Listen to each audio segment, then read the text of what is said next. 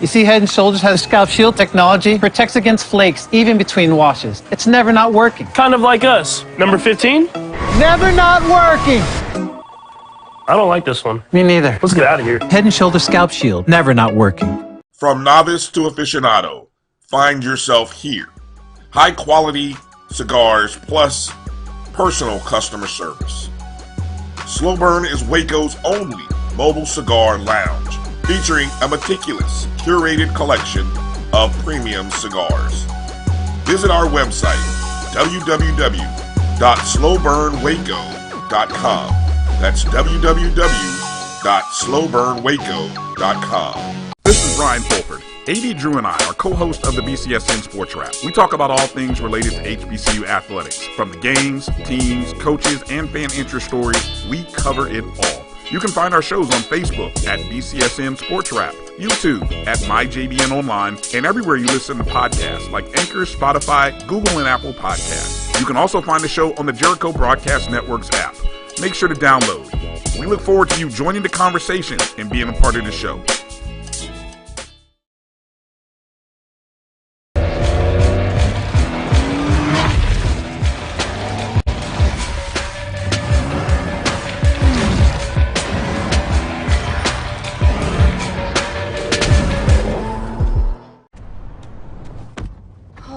That spin class was brutal. Well, you can try using the Buick's massaging seat. Ooh, yeah, that's nice. Can I use Apple CarPlay to put some music on? Sure, it's wireless. Pick something we all like. Okay, hold on. What's your Buick's Wi-Fi password? Buick Envision 2021. Oh, you should pick something stronger. That's really predictable. That's a really tight spot. Don't worry, I used to hate parallel parking. Me too. Hey. Really outdid yourself. Yes, we did. The all-new Buick Envision, an SUV built around you, all of you. Since 2002, Empowerment Resources, Inc., a nonprofit organization, has empowered more than 1,500 youth and adults in Duval and surrounding counties. Through its programs, Journey into Womanhood, Girls Mentoring, Life Skills for Teens, and Parenting Education Coaching. To get involved with programs, volunteer, or donate, visit www.empowermentresourcesinc.org. Follow us on social media, facebook.com/empowerment.resources and instagram.com/empowermentjax. Nope. Nope. Come on, him? Ooh, I like him.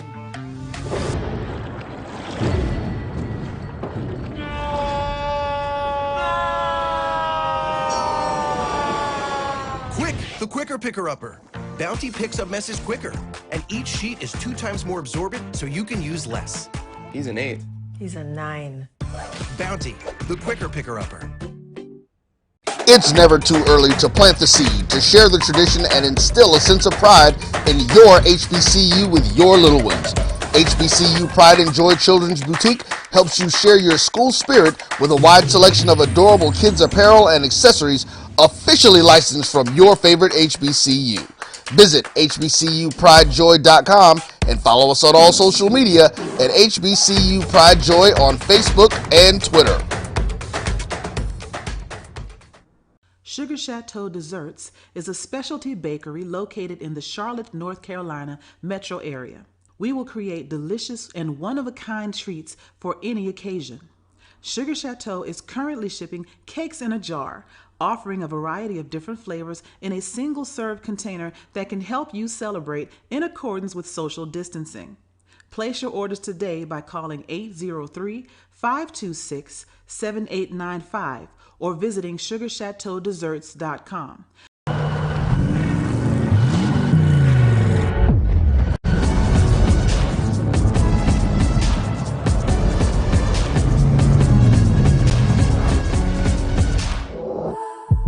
For 200 years, Montgomery, Alabama has been making history by people who had the courage to stand up for change.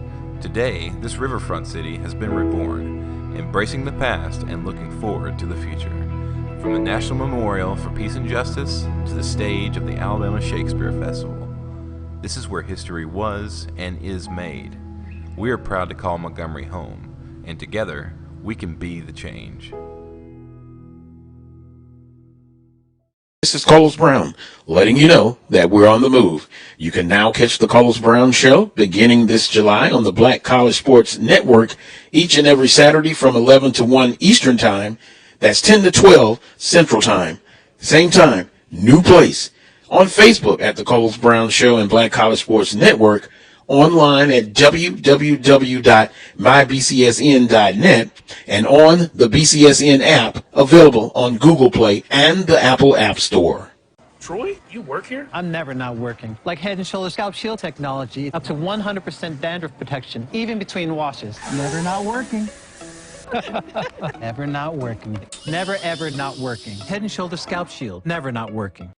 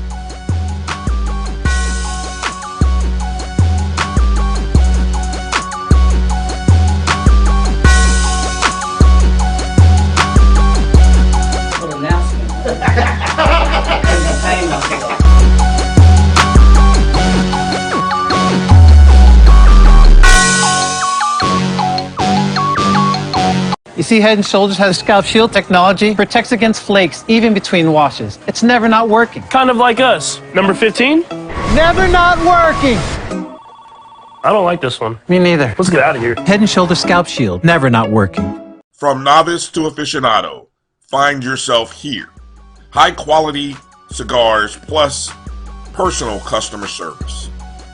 Slow Burn is Waco's only mobile cigar lounge, featuring a meticulous, curated collection of premium cigars. Visit our website, www.slowburnwaco.com.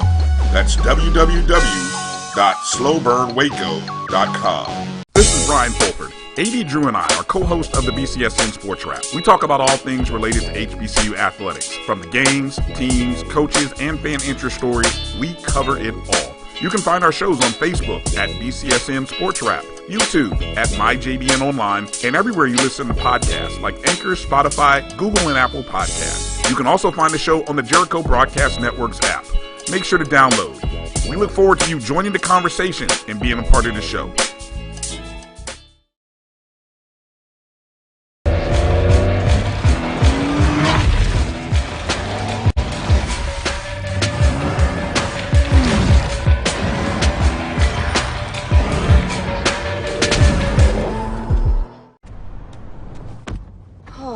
That spin class was brutal. Well, you can try using the Buick's massaging seat. Ooh, yeah, that's nice. Can I use Apple CarPlay to put some music on? Sure, it's wireless. Pick something we all like. Okay, hold on. What's your Buick's Wi-Fi password? Buick Envision 2021. Oh, you should pick something stronger. That's really predictable. That's a really tight spot. Don't worry, I used to hate parallel parking. Me too. Hey. Really outdid yourself. Yes, we did. The all-new Buick Envision, an SUV built around you, all of you. Since 2002, Empowerment Resources, Inc., a nonprofit organization, has empowered more than 1,500 youth and adults in Duval and surrounding counties through its programs Journey into Womanhood, Girls Mentoring, Life Skills for Teens, and Parenting Education Coaching. To get involved with programs, volunteer, or donate, visit www.empowermentresourcesinc.org. Follow us on social media, facebook.com/empowerment.resources and instagram.com/empowermentjax. Nope. Nope. Come on, him? Ooh, I like him.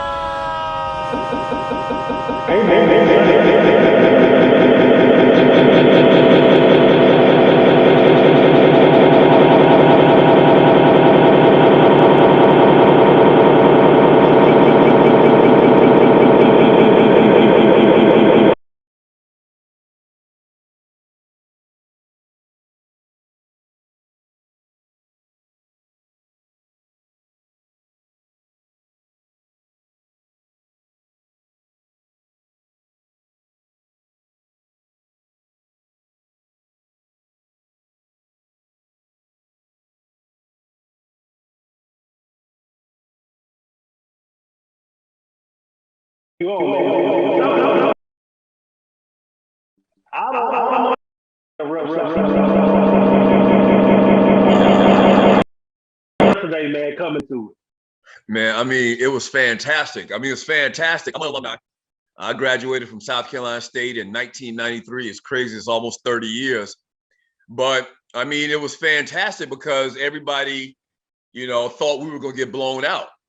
Because Dion and the Jackson State Tigers have been getting a ton of press since Dion's been there the last couple of years. And that's fine and dandy. I like that because I think overall it's great for HBCU football. But because of our record, we were 6-5 with the extenuating circumstances to that 6-5 that, people not really paying attention didn't know. And because we were 6-5 and they had only lost one game all year, we literally came in and shocked the world.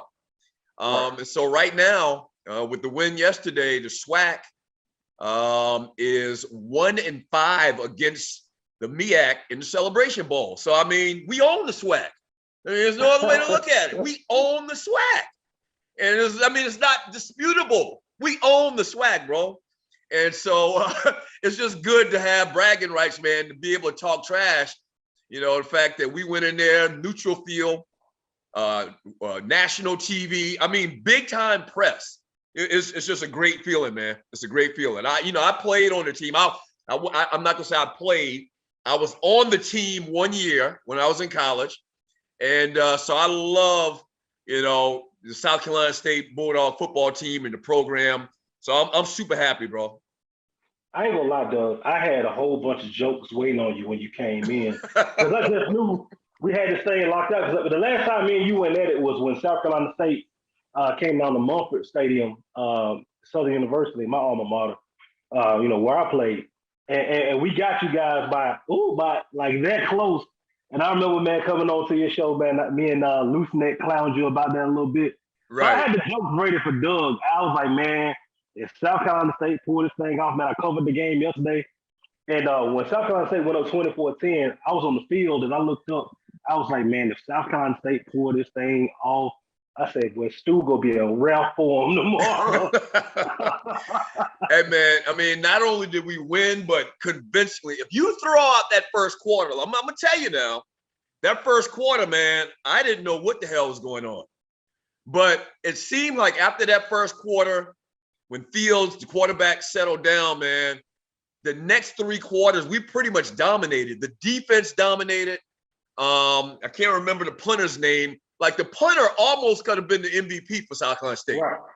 Like, the field position he created with his punts, he made he made a touchdown saving tackle that if he didn't make that tackle on the kick return, was it the kick? No, it was the punt return. If he didn't make that tackle, that really could have switched momentum. Right. He made the tackle though, and I think we stopped him. But I mean, it was just we poured it on, man. We poured it on, and physically, like, we manhandled Jackson State, which nobody saw coming. Nobody. You know, Vegas had the thing 11-point spread. Jackson State, had 11 points. Was favored by 11 points, and so to win in the fashion that we did, representing the MEAC, because the MEAC's been through a lot over the last couple of years. Everybody's going through COVID. The MEAC in one summer, in one year, lost Bethune, lost FAMU, lost A&T. And so we down. That's the perception. We're down, and I guess technically we are, but man, we still got pride, bro. We got pride, and we're gonna come out there and we're gonna lay our hats into you, man. We're gonna play with some pride. And this is the thing about it, Doug. They limited Jackson State to 194 yards total offense for the entire game. And me and Roy, we were talking about this before the show. I looked up and down the roster for South Carolina State. It's mostly homegrown kids straight out of the state of South Carolina. Look, I'm going to jump in here 1 second. I actually did that today as well, because I think the last 3 years, we haven't had a budget in the athletic program to go out to send recruiters out of state. So the cost involved with going out of state, hotel room, gas, taking them out to dinner. I don't know, whatever the cost is to recruit outside of state. We haven't done that. We have exclusively recruited in the state of South Carolina. We probably have 100 people on the roster. I just did this about 2 hours ago. We have about 100 people on the roster. We have 4 people from out of state. 4 people on the entire roster, okay? Everybody else is South Carolina. So the fact that we got 4 people out of state, I promise you those people probably came just because of film or because there was a relationship with the coach from those particular schools out of state. But no, we have not left the borders of South Carolina to get our players. 98% of the players on that team are from the state of South Carolina. Amazing. And check this out. I counted only 5 seniors. Wow. Yeah. I counted only 5 seniors. Yeah, we stacking up good, man. The Fields kid, once again, he scared me the first quarter, but he came from a small high school, a 2A high school in Charleston, Hollywood, South Carolina, Baptist Hill High School, went to the state championship. I don't think they won, but just solid, solid. He's won that job. Really should have had the job as a freshman, but it's really come on, man. And he's got a very, very big upside for the next 2 years that he's going to be in uniform for the Bulldogs. Man, another young man that I wanted to talk to you about, Jacoby Durant. I talked about him last week. I don't know another way to put it. Jackson State, that first touchdown, they actually scored on Jacoby Durant. Then after that, Jackson State went 7 targets at Jacoby Durant for no completions, and he got a quarterback sack. And I think that young man won him. I think he made some money yesterday. Oh, absolutely. Well, I believe, and I'm not 100% sure, but I'm very, very sure he's already been invited to the Senior Bowl. Right. He won Defensive Player of the Year in the MEAC, okay? As a cornerback, I mean, he's a lockdown corner, all right? So he's going to play at the next level. The wide receiver, what's his name? Shaq Davis, I believe, is going to play at the next level. He's definitely going to play at the next level. I don't know if those guys, we always put a lineman or 2 in. I don't know if those guys are going to go high, but those guys are definitely going to play in the NFL. And we always have a couple of guys that seem like 1, sometimes maybe 2 a year over the last decade or so under Buddy Pugh that have made it and had an impact in the league as well. Oh, man. Like I said, man, And you talk about Buddy Pugh before we move forward. Buddy Pugh, 20 years at South Carolina State, 8 conference titles. He's won multiple Black college football national titles. And that pipeline from South Carolina State, with Javon Hargrave, Darius Leonard, you name it, from South Carolina State to the NFL, I think a lot of people slept on South Carolina State and what's going on up there in Oberg that you guys got going. Absolutely. The best linebacker in football is Darius Leonard. I mean, it's not even a question. He's the highest paid middle linebacker in the league. He's also my chapter bruh. He's the bruhs. And so if you watch this kid, man, it's crazy how they slept on him coming out of college. And I really think the only reason he didn't go until I believe the 3rd round was because he went to an HBCU. So it's strange how that works, because when I was in school, you probably remember, when I was in school, I lined up against Robin Porsche, who was a 1st round pick. So it's interesting, what we've been talking about over the last week with Deion getting the #1 recruit in the country, the Hunter kid to come to Jackson State. There's this conversation about, is the kid doing the right thing? Are, 4 and 5 stars recruits doing themselves a disservice by going to an HBCU? Let me tell you something, man. If you can play, they're going to find you. And I'm a witness to it. Robin Porsche, man, I believe he had like 14, 15 sacks his last year at State, went in the late 1st round to the Detroit Lions. So, I mean, bottom line, they're going to find you. If you can play, it really doesn't matter. They know how to judge talent, despite the gross amount of talent that you're playing against or playing with. The pros can determine if you can play at the next level. And I just love the direction right now of HBCU football. And Doug, one of the things I need to give you and your brother a shout out for, you've always talked about this. I mean, even when whatever platform you guys moved around, was local radio, national radio, you have always advocated this. You were one of the first guys to the party that talked about our athletes coming back to HBCUs. For you to see that on Wednesday, man, how did that make you feel? Absolutely, man. I mean, it was fantastic. And you're right. We talked about this when we started the show in 2001. We were on radio for almost 12 years, and this was a constant conversation. I actually tried, when my brother came out of college, he ended up going to Georgia Tech. I actually tried to get him to go to South Carolina State. And I told him at that time, listen, if you can play, you can play. But he came on a recruiting visit here in Atlanta, and they took him to Magic City, and the rest is over. Okay. But that being said, man, there's many times that I've talked about this on Stews, on my podcast that I did for almost 4 years, and that I have documented in posts on social media. Like all it needs to happen for this thing to turn around is 4 or 5 stars come together, kind of like what the Fab Five did in basketball, and say, hey, let's go to this school. Okay. If you can get 5 of the top 10 recruits in the country to come home, quote, come home and play for an HBCU, and they dominate. If they were to be able to get into the FCS playoffs and win the FCS playoffs, it'd be like a domino effect. I think it's a lot easier to do in basketball because literally, if the Fab Five said we're going to all go play for Central State, okay, in Ohio, or we're going to all go play for Norfolk State or wherever, the MEAC has an automatic bid, okay, to the tournament, okay? So if the 5 best players in high school basketball, they meet together at McDonald's All-American game in a hotel room, and they're like, let's shock the world. Let's all go to Norfolk State. If they go to Norfolk State, dominate, they'll probably go undefeated. They're going to get an automatic bid to the tournament.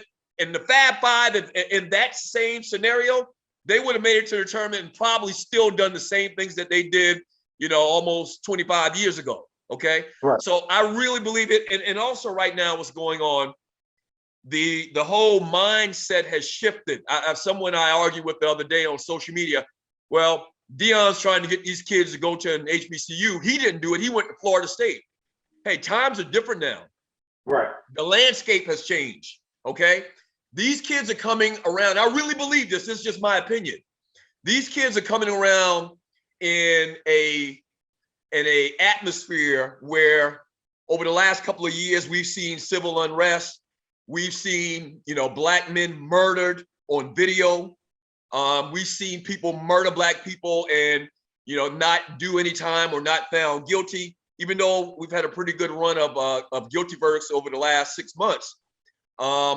But these kids' mindset now they kind of understand. We've always said this, but they kind of understand, for the most part, these folks at these PWIs, they really don't care about us. You know what I'm saying? They really don't care about us. All they care about is the fact that we can run and jump and make them money. Now you got the NIL coming into place where they can kind of offset the fact that they're losing, I guess, lifestyle and money to a degree, and going to PWI is kind of leveling the playing field. And so I think we're going to see a lot more of this, man. I really do believe we're going to see a lot more of this. Will it ever get to a point where we'll say, HBCU has good enough talent to beat, the blue chip teams, the Florida States or the Michigans or the Alabamas, the Georgias? Maybe not, but I like the atmosphere right now of college football and for HBCUs. I love it. Oh yeah, man, absolutely. And before I let you go, Doug, man, first of all, I guess I want to thank you for coming out. One of the things I always liked about your show, you always created a family atmosphere. Like, I feel like all the students we knew each other. Well, it was, Tiffany, Loose Neck, Uncle Vern, right? Everybody. You created that family atmosphere. You and Ryan, man, you guys together, man, guys. Man, if you've never checked out the stews, man, I still go back to what you got. If you ain't stewing, then what the hell are you doing? right. And just talk about, man, just how was that ride, man? You guys, to me, still have the best show in the history of this thing we call Sports Talk Radio. Man, just tell me, man, how was that ride, that you took us on? I mean, man, it was fantastic. I mean, we're so far removed right now. I think our last show was in 2011 or something like that, man. Wow. So, I mean, we're so far removed, but I'm going to tell you, man, like that whole family atmosphere, the doghouse theme, and all of the little things that we did, we didn't want to have like the, quote unquote, typical sports talk show. We wanted to make it more where we were talking about hip hop culture, entertainment, trivia. I mean, we did a lot of things outside of the norm of just talking about stats and sports. Because it's crazy because I used to listen to AM radio at my corporate job for many, many years. And I used to listen to sports talk radio. I didn't intend to go in there. I didn't have like a favorite per se, but I just knew that those shows were real whack to me. I mean, they were just boring. How much can you talk about stats? And also back then, sports talk radio was really mostly centered around baseball talk. And that's baseball is boring in itself. I like baseball, but to talk about baseball is it's tough, okay? And so we just wanted to have fun. We wanted to crack jokes. The fact that me and my brother both played sports at a high level. He played NFL football for 5 years. I played 2 years of college football. So we just wanted to, come from an athlete's perspective. And we were just not lame like everybody else. I just think that we just kept it real, man. And, ultimately, I think that we've been alienated from the industry. It's very political, bro. I can't even start to tell you. I keep saying at one time, at some point, we're going to write a book, but it's very political, man. And I'll just say this. We dominated numbers wise for 11 years in a row. I mean, they're documented in Arbitron. Right. I'm not by a little bit that we win our time slot or we had better numbers than the other shows in our station. We dominated.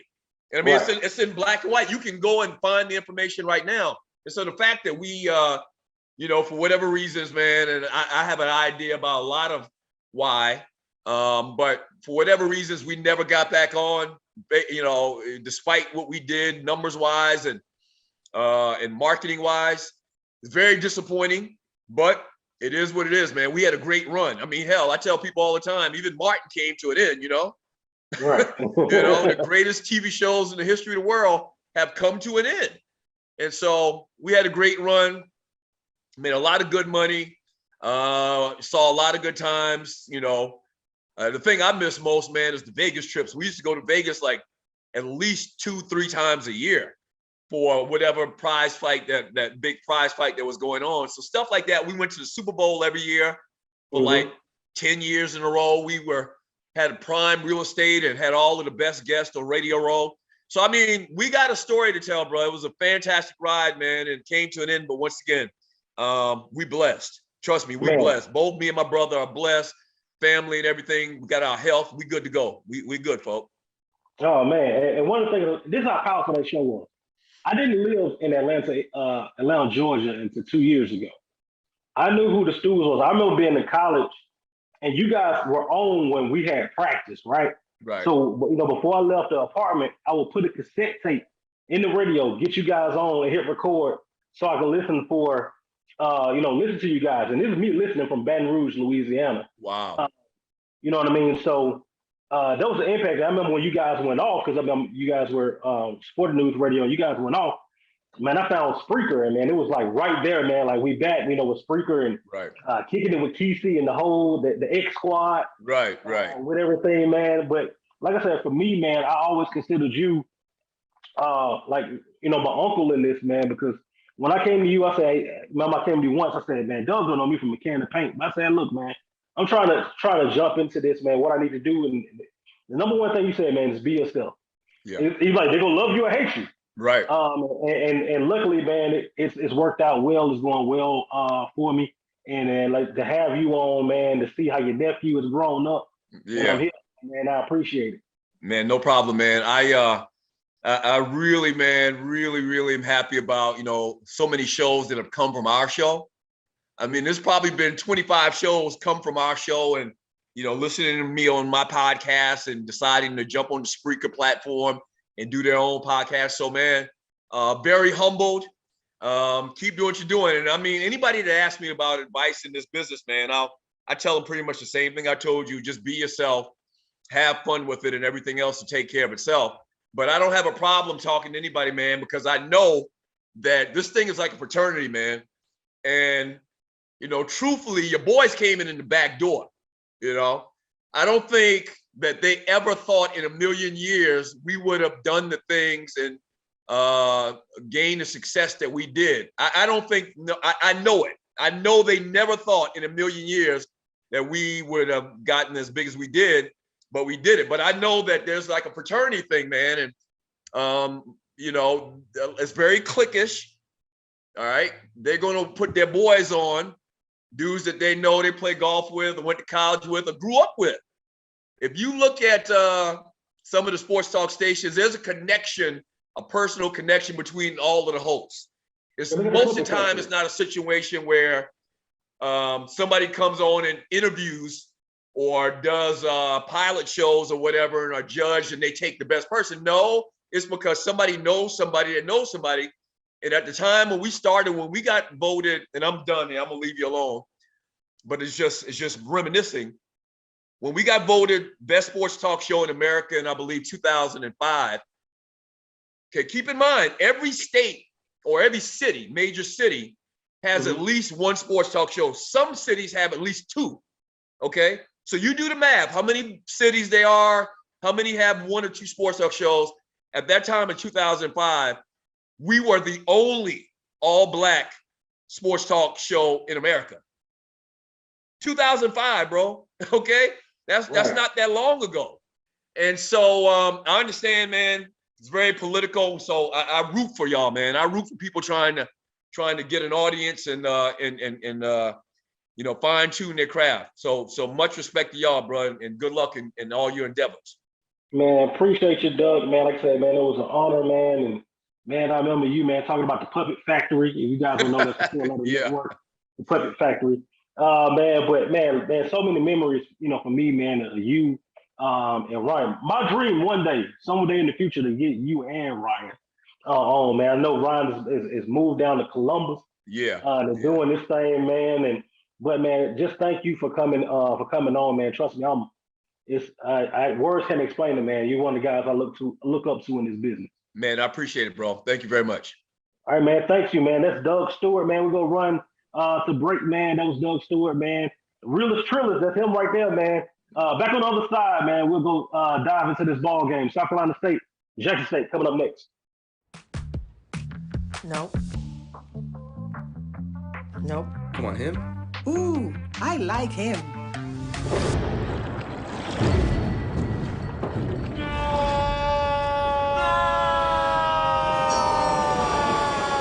Quick, the quicker picker-upper.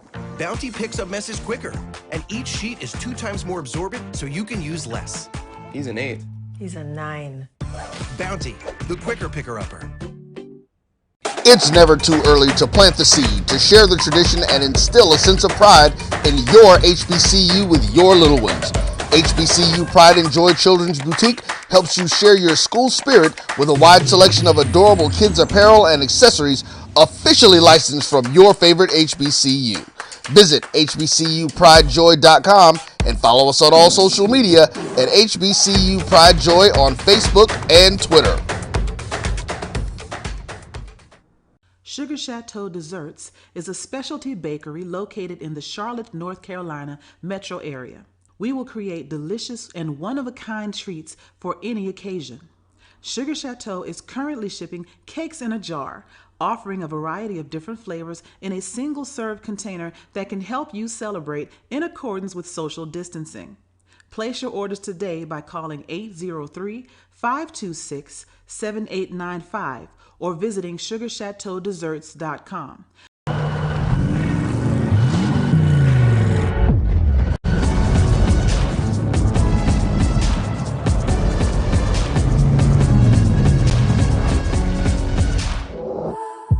For 200 years, Montgomery, Alabama has been making history by people who had the courage to stand up for change. Today, this riverfront city has been reborn, embracing the past and looking forward to the future. From the National Memorial for Peace and Justice to the stage of the Alabama Shakespeare Festival, this is where history was and is made. We are proud to call Montgomery home, and together, we can be the change. This is Carlos Brown, letting you know that we're on the move. You can now catch the Carlos Brown Show beginning this July on the Black College Sports Network each and every Saturday from 11 to 1 Eastern Time. That's 10 to 12 Central Time. Same time, new place. On Facebook at the Carlos Brown Show and Black College Sports Network. Online at www.mybcsn.net and on the BCSN app available on Google Play and the Apple App Store. Troy, you work here? I'm never not working. Like Head & Shoulders Scalp Shield technology, up to 100% dandruff protection, even between washes. Never not working. Never not working. Never ever not working. Head & Shoulders Scalp Shield, never not working.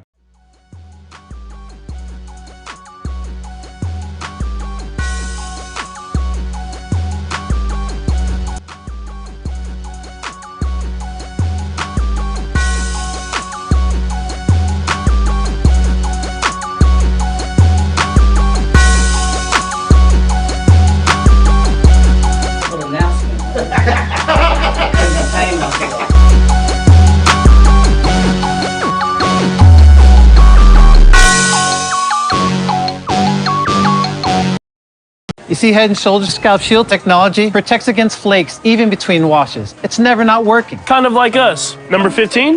Never not working. I don't like this one. Me neither. Let's get out of here. Head & Shoulders Scalp Shield, never not working. From novice.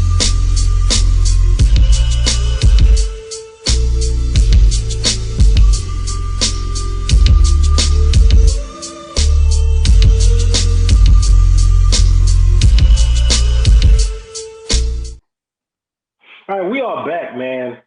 Shout out to Doug Stewart, man, coming in, one half of the world-renowned Two Live Stews. And we move forward. Now, we got the doctor, Dr. Kenyatta Cavil, the dean of Black College Sports Talk. How you doing, Doc? I'm pretty good, man. I don't know how you going to bring me on after the Two Live Stews. Doug, man, that was great. That was serious. That was great interview. Oh, man, appreciate it, Doc.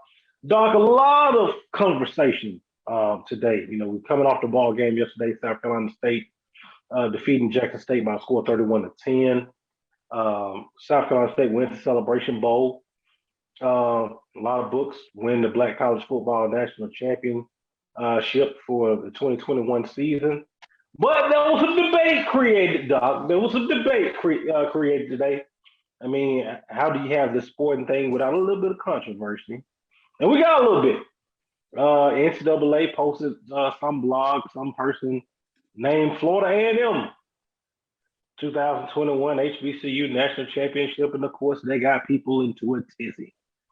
And you've had debates all day about, hey, what's going on, this, that, and the other. But one of the things that, I wanted people to understand is how the Black college football national champion, how that's been crowned historically, how that ties into the classic games we see now in different portions of the United States and where we are now. Because I'm a firm believer, if you don't know where you're going, if you don't know where you are, if you don't know where you've been. And that's why I brought you on, Doc.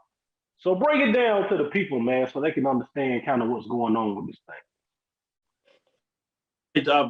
First, the first ones that .com. But I need to give golf to the South Bulldogs, Buddy Pugh, and the real alumni and some of the MEAC that really supported them, not them bandwagon folks that's talking late, but the real folks that's out there. Shout out to them. Championship Cigar. You got one this morning as I left Atlanta. Appreciate the hospitality. All of y'all down there did it right. But when we get into this, the first thing I will say is, yeah, it gets everybody into a tizzy. In a lot of ways, this is going to be some of the best marketing that could ever happen to HBCU sports. Brand awareness of HBCU, especially at the FCS level. Just think about this. Think about what this is going to do to the MEAC coming in the next year.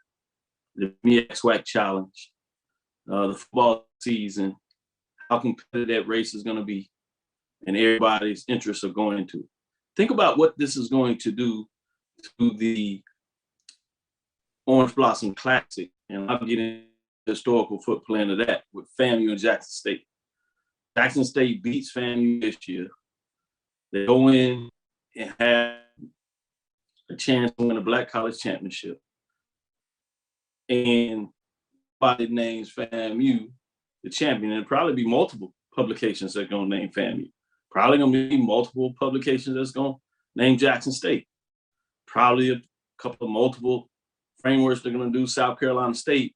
And I do not want to leave out Bowie State. There's probably going to be some as the mid-major or a different Division II level that will name them. And some of them might even name them overall. And the reason I bring all that up is when you go to the history, and I wrote about this in this book, academic book, but I also want to give a shout out to Brian Simpkins of HBCU Game Day back in 2019, December 27 to be exact. He had an article called Part 1, The Long Complicated History of Choosing an HBCU National Champion. He did a really good job of looking at that first 100 some years, if you would, about HBCU history. As you allude to, why is that important? Well, regardless of ethnic group, Black college football, HBCU football, as we call it today, or what some people would call the mainstream, obviously at that time, white college football, because it was separate. They all named national champions by the newspapers. The newspapers would name a national champion. And you got to go back in your history and understand at that time, newspapers for the most part were regional, if not local. It is not until the modern era that we think about USA Today and how you can get some of these largest newspapers across the country. And at this point, a lot of this stuff is over the internet. So you really can get it at a click of a dot. But at that time, it was really regional, right? Now, at some point, you would get what would become some would say even international paper, but certainly a national paper in the Pittsburgh Courier. They had an opportunity, they created two things, an All-American list, which at that time, the nomenclature that was used was either colored or Negro. They also named a Black college champion, starting in 1920 with the Pittsburgh Courier. And so it was obviously out of the Pittsburgh area, regional, but it had the largest syndication of articles and sent articles around the country, either by wire, or you could get the paper next day, sometimes 2 or 3 days, ultimately some cases even a week later. to let you know, make sure you get in your mindset of what was happening. But you also have local newspapers in major markets. You had the Houston Defender, for those in the Houston area. You had the Atlanta newspaper that was in there. You had a Dallas Enforcer, right? And so you had all these papers that would write about the HBCU football program in the area. And they would write about conferences, CIAA, SIC as we know them today, the SWAC, MEAC, coming to conference until 1970. So you got a lot of time, 1920 up to that. Had a conference, Midwestern Conference, that had teams such as Grambling State, Jackson State, Tennessee A&I, Texas Southern, before all those teams except for Tennessee State joined the SWAC. But as you would have it, is intriguing, all this is about marketing in the business. People know what? Sell newspapers. They wanted to sell newspapers, and they knew there was an appetite, insatiable appetite in the African-American and Black community that wanted to know about their sports and people that looked like them. And if it wasn't pro, these individual sports such as boxing, cycling, even at some time, racehorsing for the jockeys that were on it, right? Track and field, one of the big baseball, the Negro Leagues, one of the biggest things going at the time were HBCU sports, mainly football, later basketball, or what they would call the K or the Black Fives, right? And so when all this came around, the coaches were smart too. So the first 6-7 years of the Black college being named, most of the champions were in the, we still talk about this East Coast bias. How about that? How history reincarnates itself, right? So at that time, Howard University were some of the reasons. They finally got some time when you sneak in Tuskegee, how they had those landmark coming out of Alabama. I know you know about those Tuskegee teams, right? In terms of what they would get done. Legendary coaches over those period of time. Coming out of it. And so if you think about it, all those schools though were private schools, whether it was Howard, Talladega, even though it's in Alabama, Hampton, Wiley College, to come all the way to Texas. Paul Quinn got in the mix there, also out of Texas. And all those teams were CIAA or Southwestern LA Conference. You really didn't get your first public school in the championship until 1927. Bluefield State out of West Virginia that we know now, right? It didn't get back into another public school into the Midwest, which is 1933 with Kentucky State, when you think about it. So what did some of these schools do? Legendary coaches such as Jake Gaither out of FAMU, to tie in that loose hole. Many folks that really know about HBCU sports will know about Billy Nix and Prairie View and how they dominated at the time. They came up with their own bowl game, Prairie View Bowl. It's so historic. It's the second oldest bowl game when you start looking at the time it was founded behind the Rose Bowl. That's how inventive these coaches were.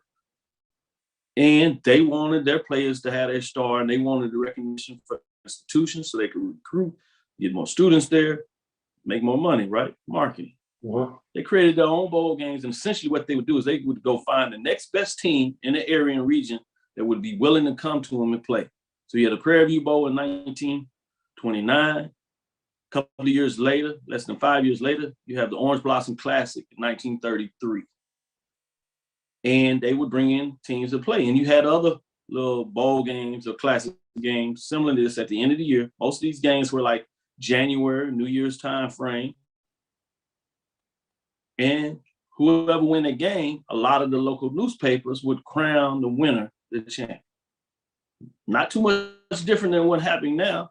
Except for this ESPN, they are the big bullies. It's basically a marketing company, storytelling company, news agency. They create a bowl game, put all the money in. They say, we're going to take two teams. Basically, it's a one-game playoff between two conferences. Whoever wins is the champion.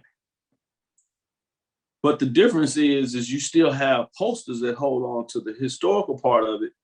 And now we have multiple organizations that name a Black college champion instead of just a newspaper or 4 or 5 newspapers across the country. Now we have these independent, Black-owned for the most part, agencies, corporations, if you would, or small that name a Black college champion. We'll do ours on Tuesday. You have BCSN, Brian and AD do one earlier before your show. Mm-hmm. You had the NCA do one. You had, again, the Celebration Bowl, de facto ESPN undefeated.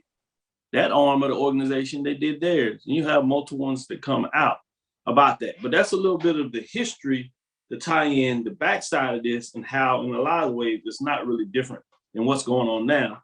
And you still have folks from institutions that may be smaller, whether it was private and in public, or whether it was Southern regional schools mad at the East Coast bias, or you have SWAC schools mad that they're not getting the attention that the SIC is getting from the different newspapers around there. And so they would call, and curry favor, and try to negotiate however they could to make sure that they would get all this. And then obviously we can tie it in a little bit as you go forward with Grambling State and what they did by the triumphant, as you know, all of them come together and really understanding of how you market and take your brand all over the country in such a way. So that's a lot of the history in terms of what took place. Yeah, man, because you know, what's one of the things, I try to explain to someone. I think in this society, especially, you remember we used to get split national champions all the time at the FBS level. Even got one in 2004, USC and LSU. I think in today's microwave society, we want consensus. We want to just flat out. We just who is it? And I think that a lot of people want that, but not really understanding the steps and the processes that it took, even at the FBS level, to get to that, to get to that process, to get to where we are now. And I think a lot of people don't understand that it's very rarely in HBCU football. There's been a few times where we've had a consensus HBCU football national champion. It's one of those things, it just doesn't happen often with all of the publications. But I will say, when you look at Jackson State on yesterday, they had an opportunity on yesterday to be the first consensus national champion since North Carolina A&T in 2017. Oh, I agree, no doubt about it. If they won it, I can't see anybody else who wouldn't have crowned the champion. And that's a lot of ways why ESPN came up in the morning and called it a championship game. Because everybody in the world, just other than those South Carolina true blue fans, and even some of them, if you could get the truth serum, they would have admitted that they were trying to find ways they can keep it close and maybe steal the game from their purpose. But very few of them thought they were really going to win the game. Again, credit to them. They got it done on the field and won it going away in a lot of ways. But yes, Jackson State was looked at that if they win it, they would pretty much be a consistent champion across the board out of all the different polls out there that provides a ranking. So that's why you play the game on the field. But I would like to add this part of the history just so people understand that even when we do this, bowl games, and even whether you're talking about NAIA or NCAA or professional playoffs, all that is just a marketing framework of how to make more money. What is so special about a playoff opposed to the regular season? If you really ask most folks would tell you the greatest measure of a great team would be over some extended period of time, which would be the regular season. Postseason came about basically out of baseball first. It's owners, and I do not necessarily like using that term, but those executives that were in executive leadership roles over those franchises wanted to find a way to make more money. They had great season and made a lot of money, and they was like, how do we replicate this? And they were in there and they talked about it and said, well, let's start over. What do you mean? Let's have a postseason. We'll pick a certain amount of teams from the regular season, and then we'll let them play off over a set period of time, and we will call them champions. And that's all postseason is. It is extenuation in another way to find a way to market a sport in such a way to lather up fans so they can get excited about it again. And I'm not saying anything wrong with it. I just want people to understand. So whether it's a bowl game or it's a playoffs all of it in some way is man-made in terms of how to market to a fan base and excite them about crowning a champion. Speaking of excited fan bases, Doc, this week you spent some time in here in Atlanta, Georgia. Have you seen, and it takes, I have to go back and think about it. Have you seen a fan base that was as confident coming into Atlanta as the Jackson State fan base, and then to turn around to lose in the fashion, not lose the ball game, because we talk about 24-23 game, and we go to overtime, one of those, but a 21-point loss, Doc. Have you seen one of these? I can't think of one. No, you would have to go in the channels of the history book. You'd probably have to go into something like maybe the Heritage Bowl, back when FAMU, Howard, and Southern were playing in the games. But even most of those games, I think for the most part, were close. I think there were one or two games that got away in that matchup. And so you probably have to go to the previous incarnation of a postseason bowl game between the MEAC SWAC to see something like this take place. So no, it's been a long time where you see a fan base that came in with that level of confidence. And to the point, as Doug Stewart talked about, is part of that was because of the opponent and what you looked at their record at 6-5. And let's be realistic. If you look at a 6-5, you don't see that team as very good. Mm-hmm. But if you take some time and you're not just following your team, and that's just, everybody has this bias except for us in the media. And even sometimes if we're not careful, we fall into it. But if you really look at South Carolina State's conference schedule, they played 2 of the FBS programs versus the other teams, FAMU, Jackson State, if we're talking about those teams that were at the top pretty much. They played 1 FBS program. And they played a Division II program. South Carolina didn't play a Division II program. Let's say you take one more win, whether it's A&T or close when they lost or the quarterback got hurt, you could easily add 3 wins to that schedule if you do a different scheduling model. Right? Mm-hmm. And you do it like that, and then all of a sudden, that 6-5 goes to a 9-2 record, which gives you a whole different disposition of a team that's coming in there. Now, they are what their record says they are, but I'm just saying, if you look a little deeper into it, you can see how a record can create a different framework of a team in a championship game. Right. And the closest I can think about, 1998, Southern University plays Hampton University in the Heritage Bowl. Southern beat them pretty handily that year in the Circle City Classic up in Indianapolis. Southern comes off of that SWAC championship game against Jackson State, gets out of it, and Hampton was just supposed to. Hampton was there because they just had to be there. All right. It was supposed to be a coronation, another Black College Football National Championship with Southern and head coach Pete Richardson, and it was anything but once the Jaguars got here to Atlanta. That's the last time I can remember a double-digit favorite loses by double digits.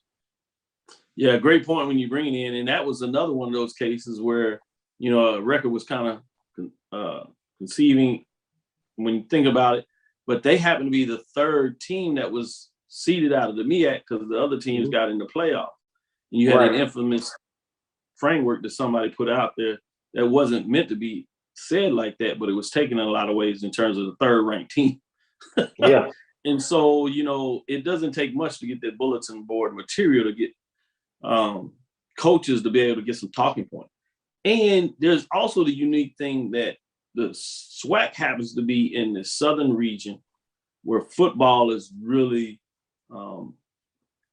something that everybody takes serious. You hear the old quotes about chaos, I'm talking about this religion, from that quote, and I'm paraphrasing obviously. And so in a lot of ways, you got a lot of energy towards the SWAC in terms of the way it's marketed and branded, whether it's the bands and the whole festivity tailgate. And then obviously you add in expansion with FAMU and Bethune-Cookman. You add in Coach Prime coming in there, and you just had a lot of lather about the SWAC, rightfully so, in terms of what they did. But that means somebody else is not necessarily getting that same type of shine. And that's also a way that a lot of folks will focus more on the SWAC, not because they're trying to be disrespectful of another conference, but for the fact that the energy is there, and it obviously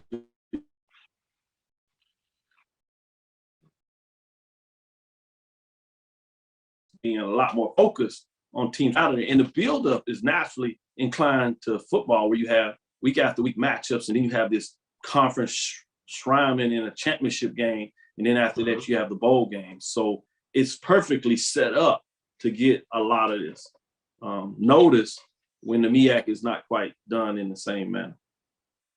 We're talking about this year, Doc, the 100th, really one-on-one, but this is the year that the SWAC really celebrated its 100 years because of COVID last year. Looking back at this football season, could the SWAC have drawn it out any better to celebrate 100 years? No, not really. I mean, other than the Prairie View taking care of their business, and they were on that streak where they were basically at 6-0 in the conference race, and things kind of fell apart. Other than finishing off and going 8-0, so you had 2 undefeated teams in there, and obviously with whoever winning that game, in this case Jackson State, finding a way to win it and get it done in the Celebration Bowl. To me, those are the only 2 things that could have slightly taken it up a notch. But really, with everything else, it couldn't be in any more spectacular than it was, other than maybe you doing a format, and this is going to drive some people crazy because I don't believe in it. But if you had a different format where the 2 top record teams played each other, like you see in the Big 12, where you had a rematch for a championship game between Jackson State and FAMU, that would have been another highlight to the season. Mm-hmm. But no, for the most part, you can put little pins and needles in there if you would pick out some things. But 100-year history celebration, boy, I'm telling you, SWAC is really in a good position in terms of what they have going forward. Now they just got to find a way to get it done in the MEAC SWAC Challenge and Celebration Bowl against the MEAC a couple more times than what they did in the last 4 years. Doc, for those who have not attended the Celebration Bowl yet, first of all, I want to know what you're waiting on. But second, man, I always say, man, there's nothing like the Celebration Bowl to see your brothers and sisters in media that you see, but you don't see. It's that weekend that everyone comes together. Man, you saw shirts from North Carolina A&T to Spelman to Howard to, Tuskegee. You just everyone. This Celebration Bowl, man, has really grown into something very special. And just give me your take on the Celebration Bowl, man, and just how it's grown, Doc. Yeah, I mean, it's something special. They try to put all these different nicknames on it, the Celebration Bowl, the Super Bowl, Black College Super Bowl, if you would, National Championship game. But really, when you talk about long story, historical games of significance, you have to go back, obviously, to CIAA basketball tournament. Mm-hmm. The Southern Heritage Classic, the Magic City Classic, right? The Bayou Classic, the Florida Classic. To me, it's similar to those games, except for those games, while they have a lot of fans that are hooked on it and go with those, they're unique because they tend to be state-induced rivalry classic. In terms of the Southern Heritage Classic, obviously, you got bi-coastal states in terms of what that looks like. But 2 rabid fans with a fan base with a lot of history, even with a coach that coached at Poach Institution that won national championship when you're talking about the Southern Heritage Classic. But to me, that's what you have in this. It just features 2 conferences.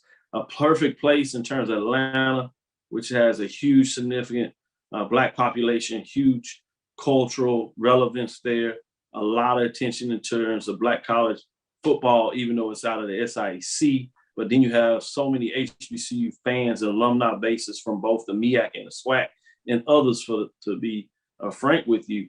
It is a perfect location with a rich history, a rich culture. And now you see that credit to ESPN, as whatever you may think about them in terms of the Celebration Bowl, executive director, I should say, John Grant, commissioners, Dr. Charles McCullen, as well as Dr. Dennis Thomas, as he is moving on. The emphasis that they have put in there because now they have brought all the ADs, so they had the ADs meetings there. They have the SWAC Hall of Fame there. And so you have so many additional activities with a lot of dignitaries there. A lot of presidents come in for their president's meeting. So it is the happening space, whether you're just there to see the game or you're there to renew your energy, or if you're there to celebrate and take care of business.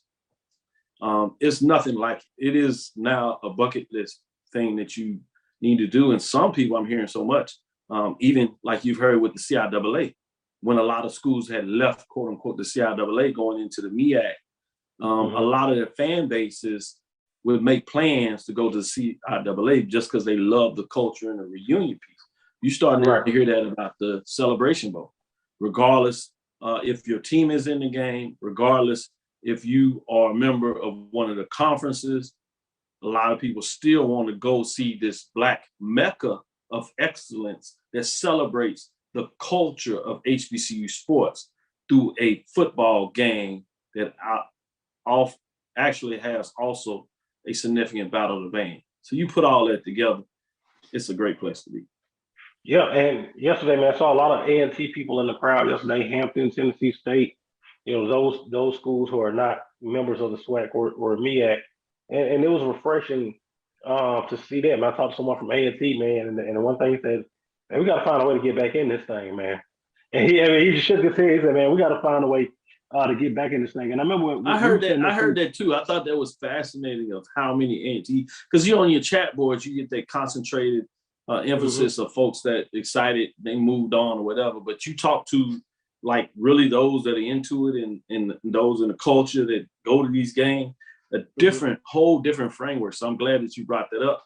And then also giving credit to CIAA, the SIAC, Morehouse, Tuskegee. You've seen all those institutions that are also talking about they got to find a way to either join the SWAC or the MEAC, because they want a part of it too. So it's fascinating to see just how much interest this is. And I think the way this ended actually is going to breathe even more life into this game. It's going to be more important for teams to get in here. Think about Norfolk State, how close they thought they were to being here. North Carolina Central, they've been before. They were relatively close in terms of maybe one game in a overtime game going a different way that they could have made an argument that they're back in the game, in this game. FAMU, they get an extra field goal. Southern, a couple of key stops here and there. I think they in there. You want to believe that Alcorn doesn't believe they're supposed to get back? You see, Grambling made a coaching change. And so Prairie View was this close to believing they should be. They're thinking a couple of passes here and there that they would have stamped their ticket. And I know for a fact that you had Prairie View folks, just like Jackson State fans, that booked their hotels. You had Prairie View folks that booked their hotels and flights and just canceled them. Some of them came anyway.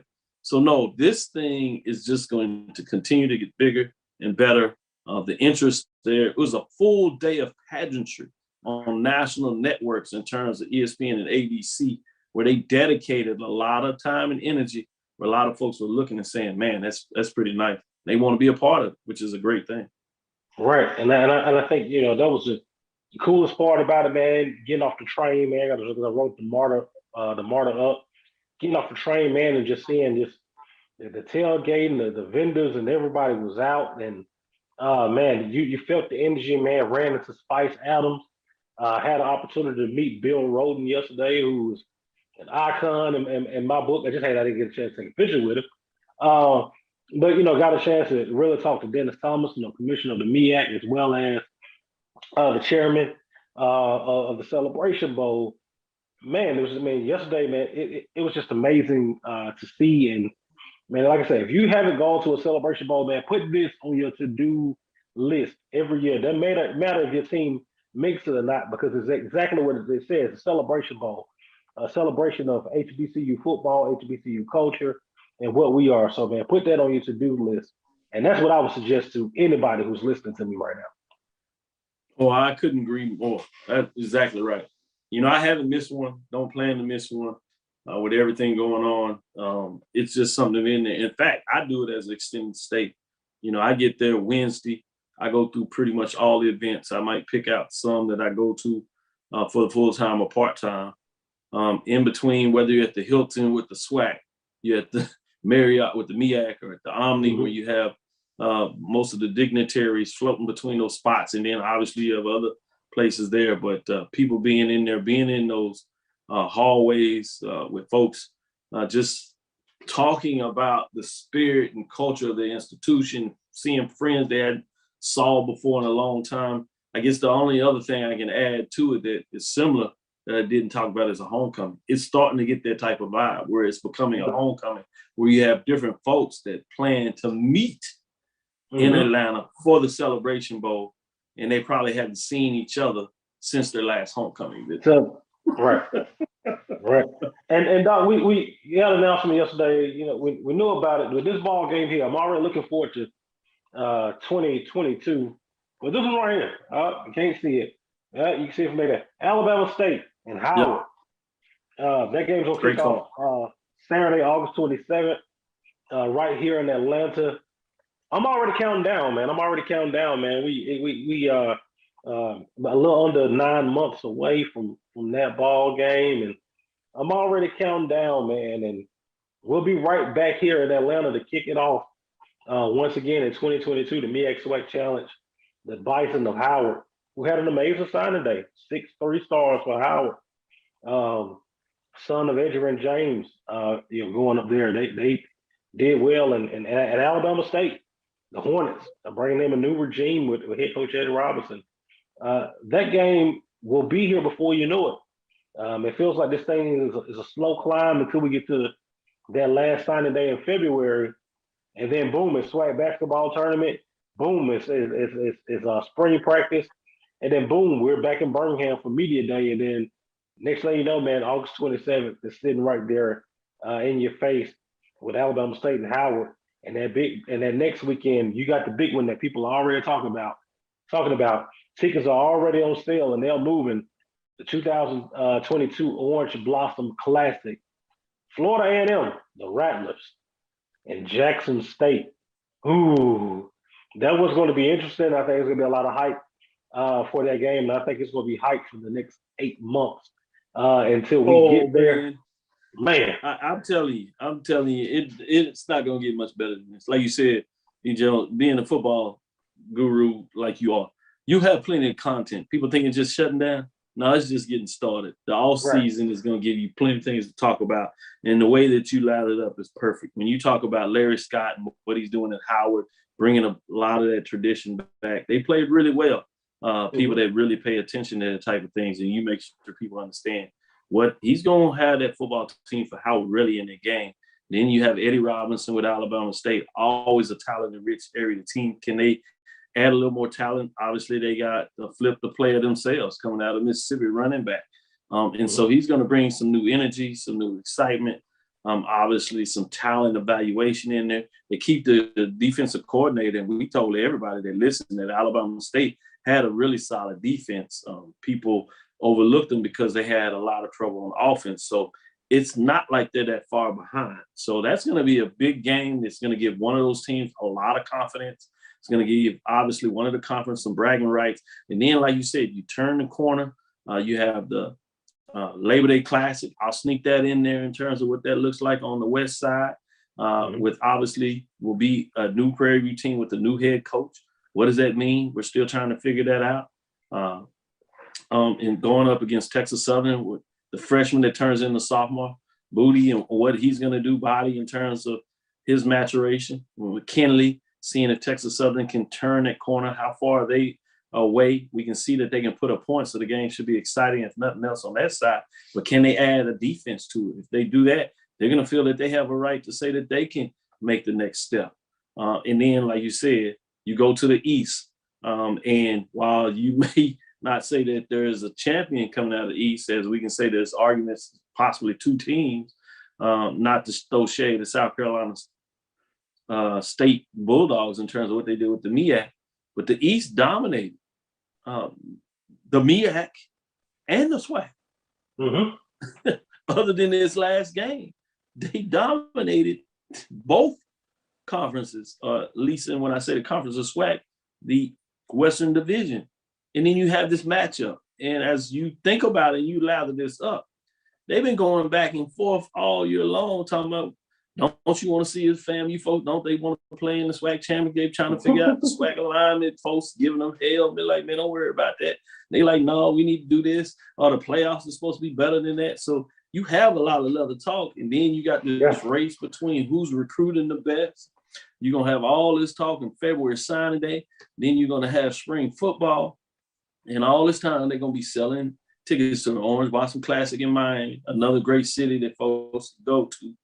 And again, people are going to feel that whoever wins that game has a very good chance to not just win the SWAC conference, but because of that, meaning that they'll be in the Celebration Bowl. And most people would think they're probably going to be a favorite in that game, whatever that means. So which means that game one, likely will have implications in terms of who's going to win the 2022 Black College National Championship.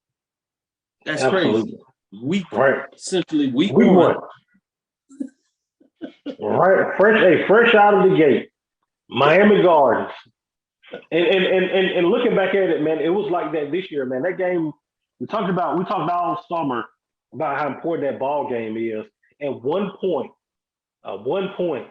is what decided that ball game. And I think you're going to have a similar situation in 2022. Well, Doc, man, it's been a great season. Last show for the football season. We got some special stuff coming up for you, man, because you know I do recruiting. ABC, always be recruiting. Right. And we got some special stuff coming up for recruiting, getting ready to come up. For the year, I want to give a shout out to my man Roy back in the home studio, pressing all the buttons, making the stuff happen. AD Drew. Special shout out to Dr. Kenyatta Cavil. Doc saw something in me that maybe I didn't see. So man, shout out to Doc for breaking me on board, man. And I was a little nervous at first, a little hesitant. But man, when people invest in you, when people invest in you, invest time and everything in you, man, it means they see something. So man, I want to give you my sincerest thank you, Dr. Cavil, for that, man. It really means a lot, and it's a pleasure to work with someone of your stature on a daily basis, man. So shout out to you, Charles, AD Drew, everybody here. I received that, brother. I appreciate that. I appreciate it. No problem. But I will say this as you start to close up. You deserve that.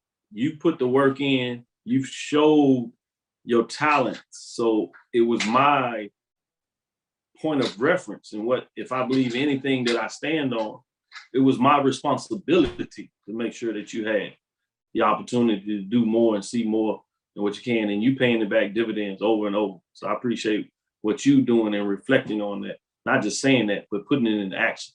Oh man, I appreciate that, Doc. I appreciate it, man. It means a lot, man. I just want to thank everybody that has tuned in over the course of the season, man. I feel like it was just yesterday, man. I was sitting in the studio. We were doing this, getting ready for Alcorn and North Carolina Central. And you bat an eye, and the season is already done. You'll see me in some spots. And man, I ain't going nowhere too far, man. You'll see me in some spots. And I'm going to hit you with a little bit, man, give you a little taste until we get ready to jump this thing back off. We go hit the spring season hard when we get into, spring practices. You'll really see me around. We start getting close to Media Day, which is really the official start of the season here for us, man. We start hitting football. And then, man, 2022, man, we're back and we're going to be better than ever. I'm looking at everything that we did this year. I'm going to be watching it like game film. I'm going to be critiquing myself, man, picking apart my weaknesses and strengthening the strengths. And I promise you, in 2022, man, we're going to be back better than ever. Man, that is me for tonight, man. I am BJ Jones. Special shout out to Dr. Kenyatta Cavil. Special shout out to Doug Stewart of Two Live Stews for coming on. That was a treat within itself. Shout out to Roy back home making it happen. And I appreciate you guys, man. Make sure, man, you tell a friend, share it. That Sundays, man, we go inside HBCU football. I'll see you guys soon. I'll see you guys soon. We'll hit the recruiting edge pretty hard, man. We got an announcement coming. Roy, I'll tell you guys about. But like I said, man, we will see you guys soon. And this BJ Jones, man, we signing out for the 2022 and for the 2021 football season. 2022, here we come. Good night, y'all. That's a bad man.